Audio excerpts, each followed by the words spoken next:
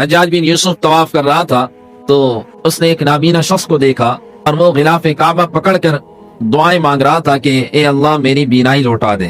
حجاج بن یوسف اس کا ظلم بہت مشہور تھا، اور ایک طرف اچھے کام بھی ہیں قرآن پر، یہ جو اعراب زبر زیر ہے یہ حجاج بن یوسف نے لگایا ہے، لیکن دوسری طرف ظالم بھی بہت تھا، بہت سارے صحابہ کو، بہت سارے نیک لوگوں کو شہید کیا۔ تو حجاج بن یوسف گزرتے ہوئے اس نابینا کے پاس جب پہنچا تو اس سے سلام کیا اور کہا کہ مجھے جانتے ہو کون ہو؟ کہا نہیں جانتا۔ کہا میں حجاج ہوں، اور کہا کہ میرا طواف کا پہلا چکر شروع ہو چکا ہے، اور 7 چکر ہونے سے پہلے اگر تیری بینائی نہ آئی تو میں تیری گردن اڑاؤں گا۔ اب ظاہر ہے اس نابینا کو اپنی آنکھوں کی پہلی پڑی تھی، اب تو اپنی جان کی بھی پڑ گئی۔ جب اپنی جان کی پڑی تو اس نے زار و قطار دل سے اور خشوع خضوع سے اللہ سے مانگنا شروع کر دیا۔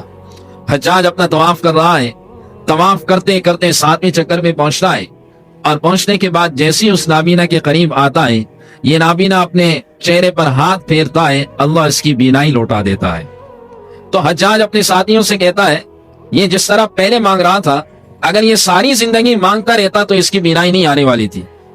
کہا کہ اب اس نے چونکہ تڑپ کے ساتھ مانگا، اور جس تڑپ سے اب اس نے مانگا تو مجھے بھی یقین تھا کہ یہ تڑپ سے مانگے گا تو آئے گی، تو کہا دیکھو اب اس کی بینائی واپس آ گئی۔